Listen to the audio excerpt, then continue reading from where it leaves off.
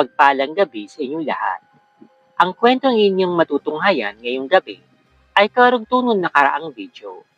So para mas maintindihan niyong mabuti ang mga kaganapan sa storyang ito, mas maganda na pakinggan niyo muna yon kung hindi niyo pa napapakinggan. Pero I think iintindihan niyo pa rin naman ng kwento kahit na ito po muna yung inyong marinig. Simulan na po natin. Ito na siguro ang huling pagkakataon na may susulat ko ang lahat. Ramdam ko ng patlang sa pagitan ng mundo natin at mundo nilang mula sa kadiliman. Manipis na gaya ng balat ng sibuyas. At sa bawat hininga, papalapit na sila. 5 henerasyon na ng dugo ang sinusundan ng nilalang na iyon. At ngayon, ang kanyang mata ay nakatuon na sa apo kong si Lucia Isabela. Si Lucia ay sinilang noong ika-4 ng Abril, taong 2025. Isang malusog, masayahin, at napakagandang sanggol. Anak siya ni Miguel sa kanyang nobyang si Clarice. Sa unang buwan ng buhay ni Lucia, payapa ang lahat. Ngunit nang sumapit ang kanyang ika-6 na linggo, nagsimula na naman bumalik ang mga senyales. Isang gabi, habang binabantayan ko siya sa kuna, may napansin akong kakaiba. Walang anino ang bata. Hindi yun isang laro ng liwanag. Hindi yun isang kabaliwan. Sa ilalim ng ilaw ng kisame, malinaw kong nakita ang anino ko sa sahig. Pero ang kay Lucia, wala. Wala kahit anong bakas. Para siyang hindi bahagi ng mundo ng liwanag. Nung una, inilihim ko pa ito.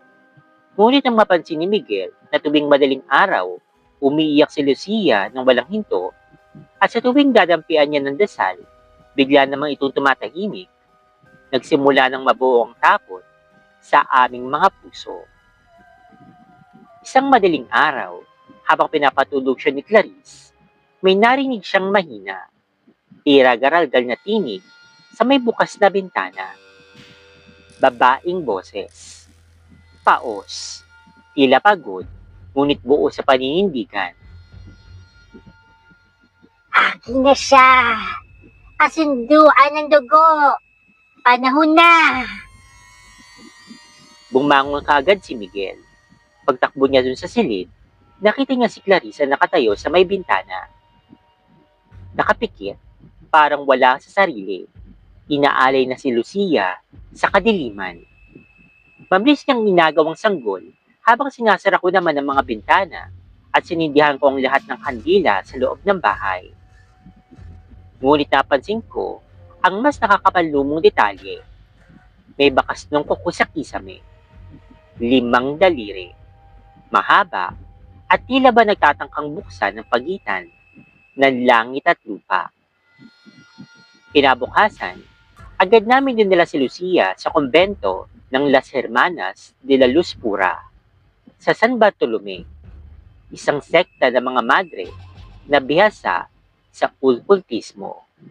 Lihim na kinikilala bilang mga bantay ng sanggol na itinalaga ng langit. Sinuri nila si Lucia matapos ang ilang sandali ng tahimik na pagdarasal at pagtunog ng mga kampanilya. Lumapit sa amin ang pinakamadandang madre na si Madre Eufrasia del Monte. May selyo ng aswang sa kanyang pusod. Ang kanyang dugo ay may halong panata. Isang uri ng sumpa na sinusumpa sa mga sinapupunan pa lamang. Ang nilalang ay hindi isang ordinaryong aswang. Ito'y tinatawag na ancestral na aswang.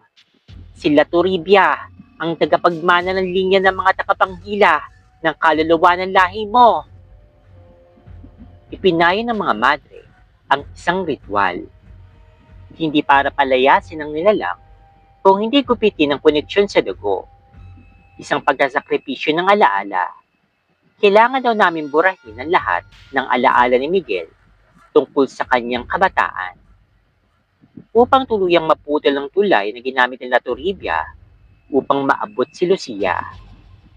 Masakit, ngunit yun lamang ang paraan. Sa gabi ng ika-9 ng Huwebes, sinagawang ritual sa loob ng sagradong kapilya. Habang umiikot-ikot ang mga madre, hawak ang mga insensong mayabo ng mga sinuunang tanikala, nagsisigaw si Miguel sa sakit. Isa-isa namin nasaksihan ang pagkalimot. Nakalimutan niya ang kanyang kabataan, ang aming lumang bahay, pati na ang kanyang ama. Nang matapos ang ritual, ni hindi niya na ako matawag na mama. Lumapit ako sa kanya. Niyakap ko siya, pero hindi niya na ako makilala. Sino po kayo? Tanong niya sa akin. Tumulo ang aking luha, pero tiniis ko na lang. Para ito sa aking apo. Kinabukasan, si Lucia ay tahimik na natutulog sa unang pagkakataon.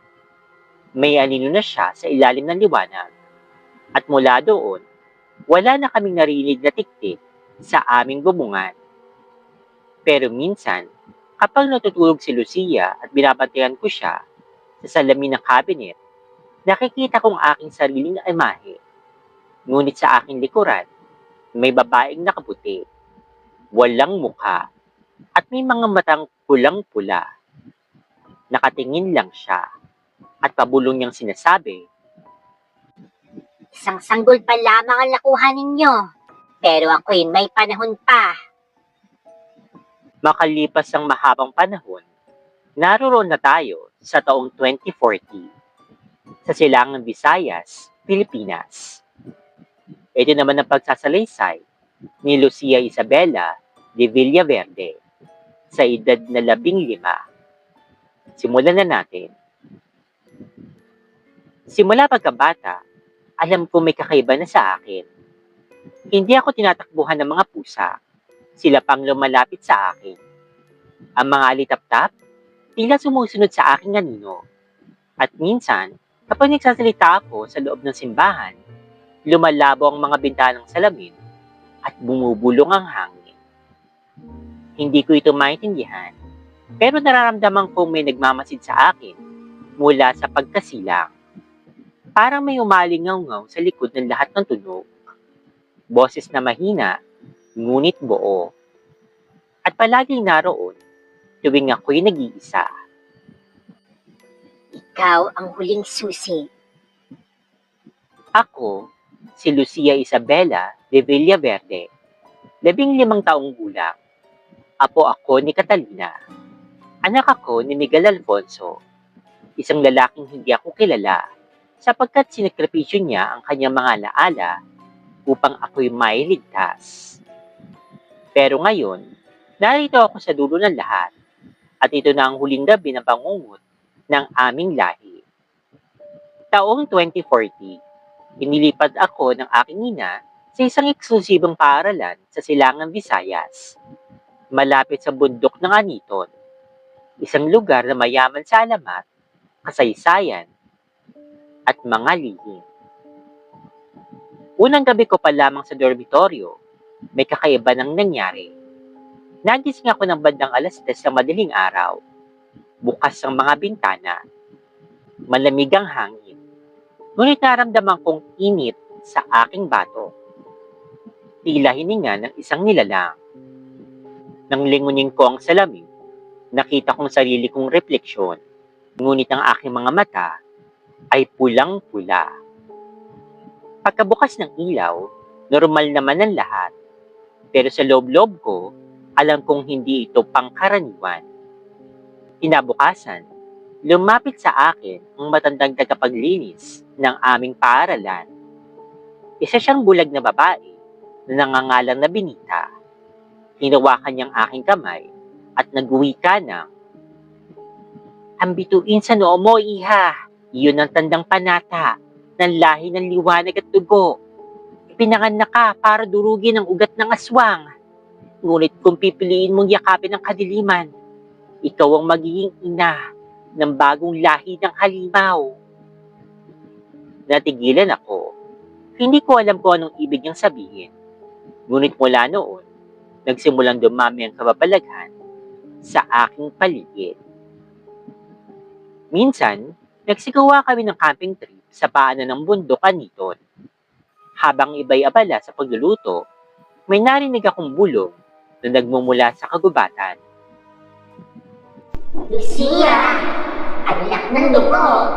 Halika! Hindi ko alam kung bakit, pero para akong naaakit.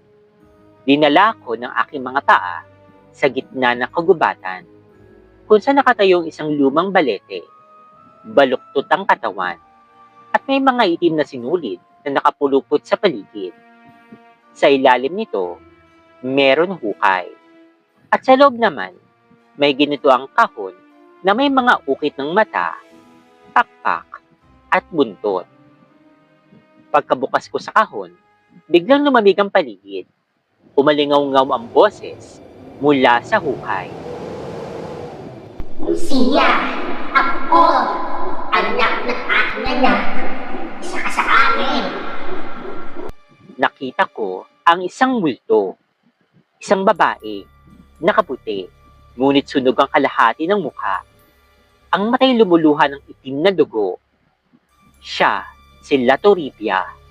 Hindi na siya mukhang halimaw, kundi isang matandang reyna na pinahiya, sinumpa, at itinakwil ng kanyang kalahi.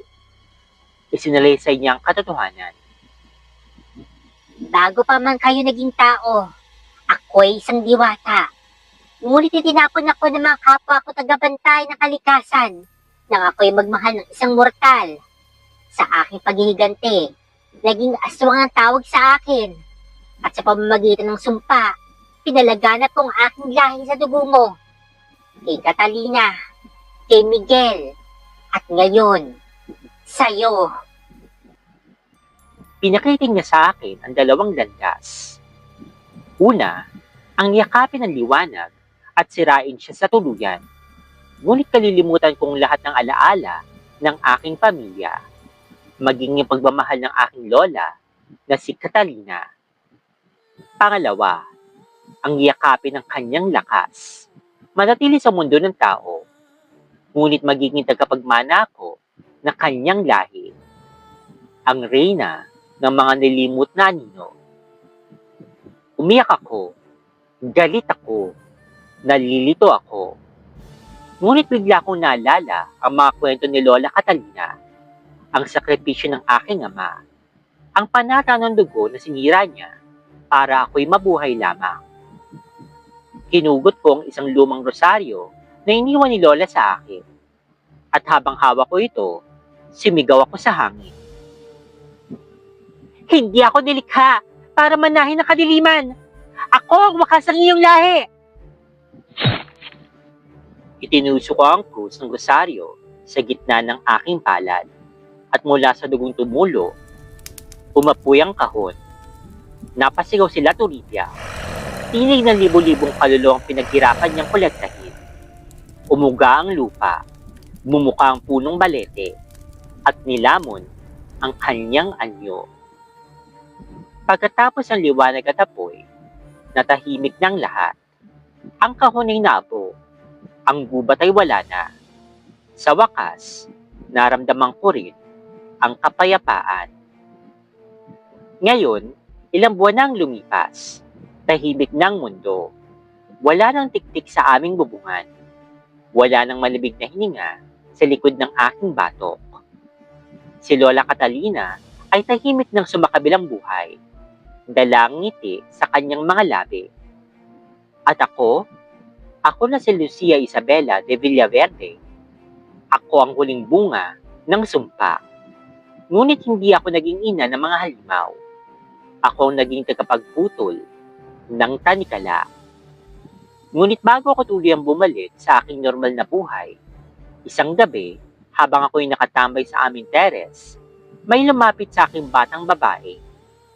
Payat, maputla, may mga mata na tila ako.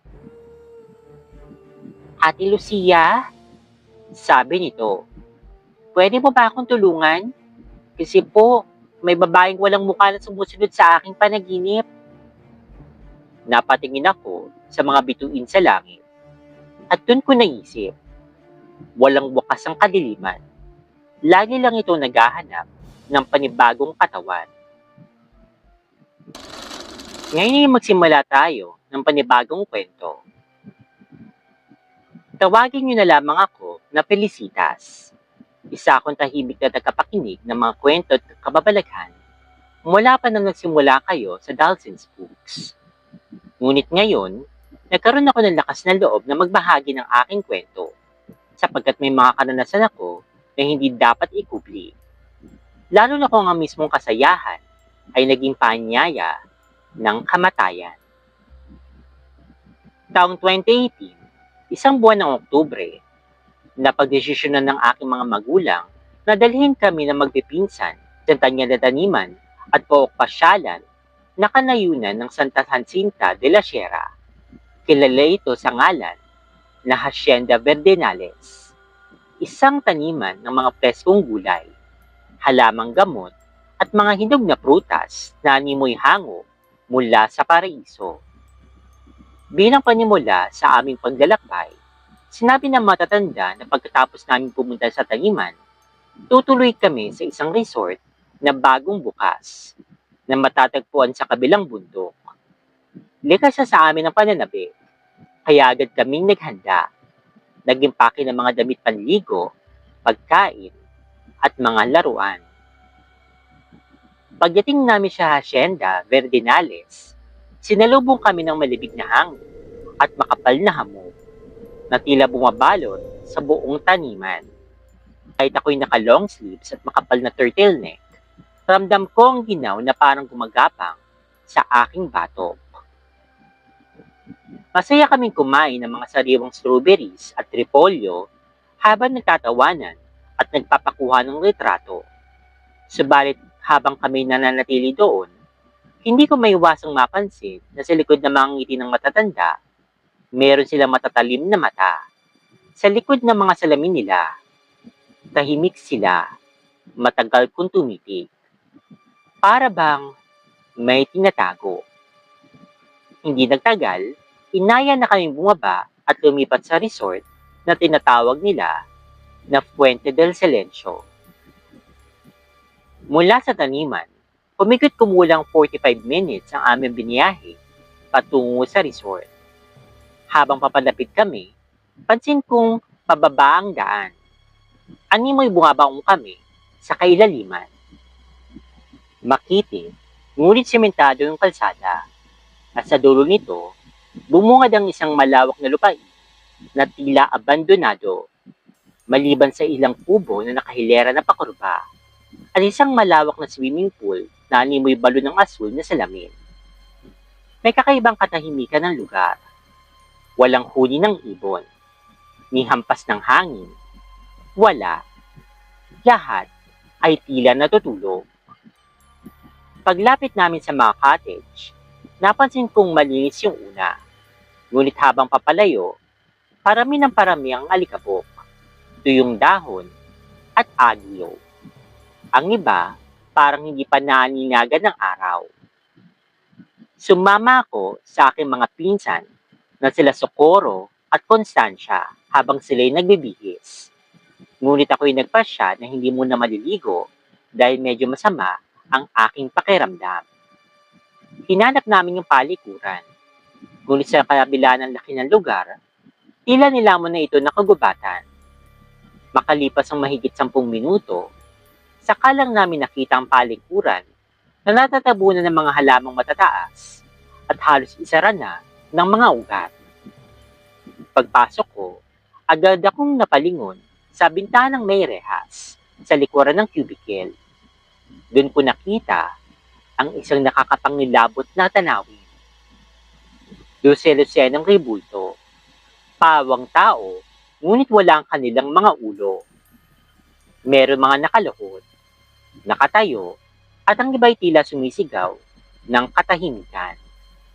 Sa kanilang likuran ay isang matandang puno ng balete, puno ng panali, pulang panyo, at mga papel na may sulat sa wikang hindi ko maintindihan.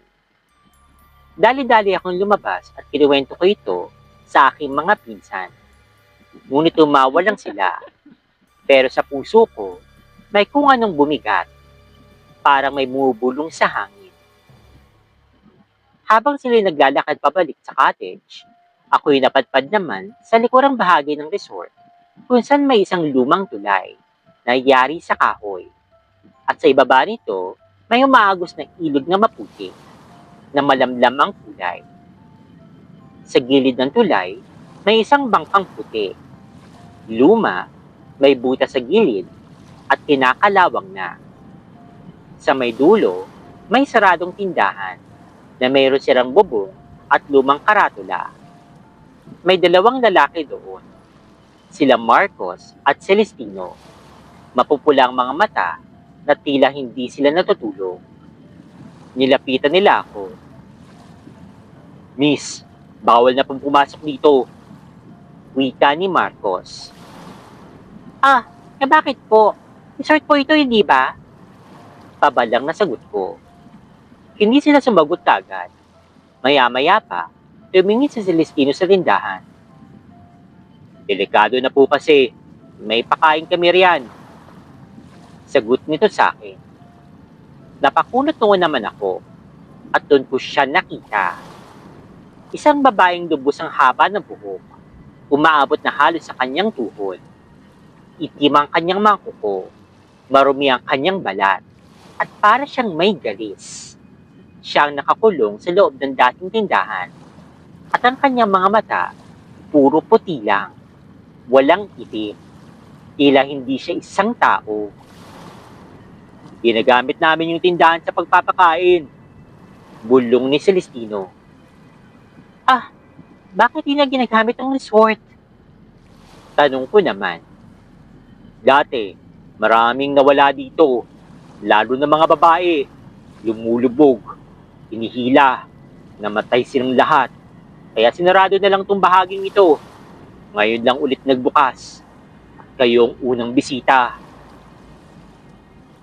Bigla akong inilabutan. Napatakbo ko pabalik sa aming cottage. Pagdating ko, may mga narinig akong sigawan mula sa malayo. Sila Socorro at Constancia, lumulubog sa pool. Wala akong nagawa kundi tumakbo at sumigaw. Mabuti na lamang at narinig sila ni Tio Gregorio na dali-daling lumusong. Nasagip sila, pero ang sabi ng mga pinsan ko habang nilalagnat sila at nangangatog sa takot, may umila sa amin. Wala sa ilalim. Hindi kami halos makasigaw. Hindi kami makahinga. Pagkatapos noon, agad na nagpasya ang mga tatanda na umuwi na kami kagad. Habang papaalis na kami, nakita kong muli ang tindahan sa dulo ng tulay. Nakatingin sa amin na mabahay sa loob. At siya'y napangiti. Isang ngiting basag, bitin, at puno ng kasamaan. Simula noon, hindi na kami muling bumalik pa sa Santa Jacinta de la Sierra. Sabi ng mga lokal, ang Fuente del Silencio ay sinara hindi dahil sa kakulangan ng mga turista, kundi dahil ang mismong lupa ay humihiling ng sakripisyo. At nang bumukas ulit, kami ang unang inalok. At siguro, kung hindi kami kagad nakalis, baka kami na ang huling bisita.